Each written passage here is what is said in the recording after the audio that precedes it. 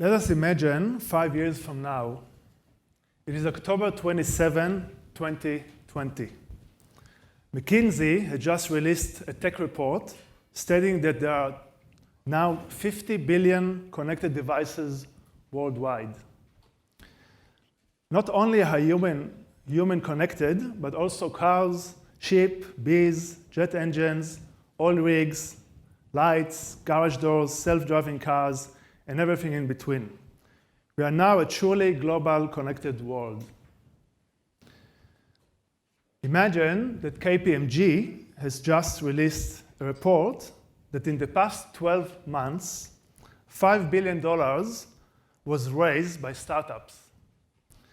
There were 70 exits and IPOs worth $15 billion. 2 companies had unicorn exits. Those are that valued over $1 billion. This is where Australia can be in 5 years. This is where Israel is today. The opportunity is there, and it's up to us to make it happen. Good afternoon, everyone. My name is Eitan Bienstock. I'm the Global Growth Director in ATP Innovations. In the mid-90s, I developed and managed Intel Israel Incubator Program. I was intimately involved with the development of the Israeli startup ecosystem. It was then when we had our first global internet successes. The security leader Checkpoint software became a unicorn. The first instant messaging program platform, ICQ, was sold to AOL for over $400 million. This is when the seeds of the startup nations began to flourish. I moved to Sydney at the end of 2001, and as an ex-rower, fell in love with Sydney Harbour. I still spend much time in that beautiful place, paddling my surf ski. When I moved to Sydney, I had 8 years of experience in developing and investing in startups on behalf of Intel, Israel, and Intel US. So the first thing I did was to set up an angel group I called Sigma Ventures. Unfortunately, at that time, it didn't take me long to realize that post the tech bubble, Australia investors had zero appetite for risk. The few startups that existed were struggling, as well as VCs. Startups I found were very much inward-looking and were lagging behind. It was clearly the wrong idea at the wrong time at the wrong place.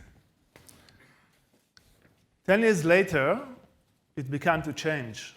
Today, we are at an inflection point.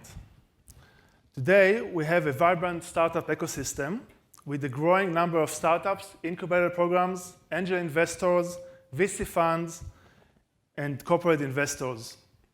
We have a variety of government programs, initiatives, from local through the states to federal. We even have a new prime minister that seems to get it. There's a lot of discussion about what needs to be done in Australia to advance the local innovation ecosystem. I strongly believe that there are 3 points that are crucial. The first one is have a focus. We need to focus our efforts in areas of exponential growth. Where we have competitive experience. The second thing we need to do is boost STEM education and entrepreneurship in schools. The third thing we need to do is attract multinational tech companies to set up R&D and operations in Australia. Today is about the first challenge. It is about understanding exponential growth, identifying competitive experience, and propelling IoT innovations in Australia. Our task for today is to unlock Australia IoT potential. This time, I'm confident that it is the right idea, at the right time, at the right place. According to Gartner 2015 hype cycle graph, for emerging technologies, IoT is right at the peak. It is at the point that opportunities and challenges are obvious. However, the enabling solutions still need to be developed. According to a recent research, 26 companies have forecasted to spend over $1 billion each in IoT this year alone. Surprisingly, they are not tech companies. The majority are from banking and financial services, automotive, and travel. Not only we are experienced in banking and financial services, automotive, and travel, but we have also proven ourselves in agriculture, life science, and resources. In addition to this industry's experience, we are also developed strong expertise in key IoT enabling technologies, including mobile communication, big data, and sensor technologies. I believe we have an excellent starting point. In the room today, we have a cross-section of the ecosystem. We have exactly the right people needed to leverage the opportunity that IoT represents. We have entrepreneurs, investors, corporate executives, government representatives, and academia.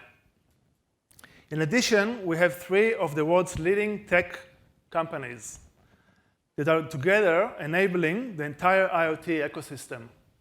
We are fortunate to have Intel, Cisco, and Amazon Web Services. When you registered for this conference, we asked you 2 questions. What would you like to learn? And what can you share with others at IoT 2015?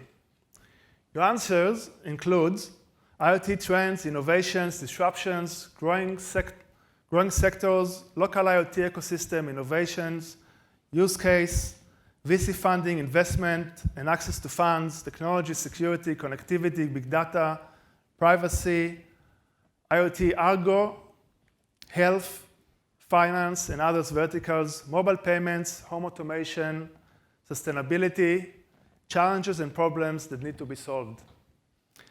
Interestingly, different people gave similar answers to both questions. That means that as much as you can learn from our incredible lineup of speakers and panelists, you also have the opportunity to learn from each other. I therefore encourage you to make it a personal mission to share your knowledge with each other and exchange details with at least 10 people by the end of the day. As you might have guessed, I'm on a mission too.